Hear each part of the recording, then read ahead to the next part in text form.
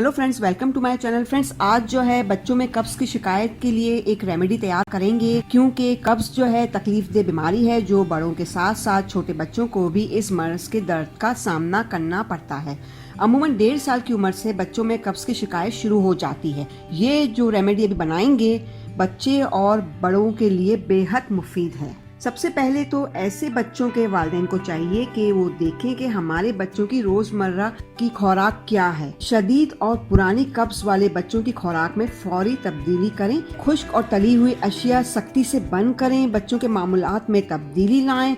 मौसमी फ्रूट ज्यादा इस्तेमाल कराएं। बच्चों को ताज़ा फल, खास तौर पर पपीता, खरबूजा, आलू बुखारा, तरबूज, कीनू, माल्टा वगैरह इस्तेमाल करवाएं।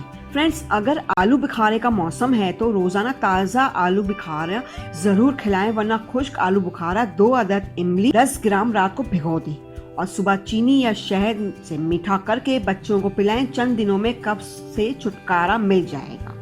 तो फ्रेंड्स, एक रेमेडी तैयार करेंगे। तो सो गाइस, शुरू करते हैं।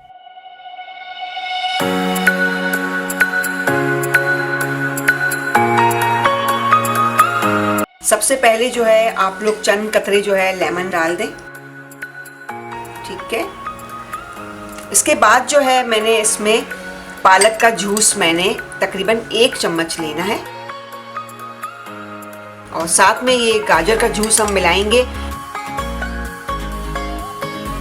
और इस आमेज़े को जो है आप बच्चों को दिन में 2 मरतबा दें और बच्चों की जो है कब्ज़ की शिकायत दूर हो जाएगी, क्योंकि ये तमाम अज्जा जो है आंतड़ियों को नरम करके साफ करते हैं। तो आप ये रेमेडी ज़रूर बनाइएगा, बताइएगा आपको ये रेमेडी कैसी लगी।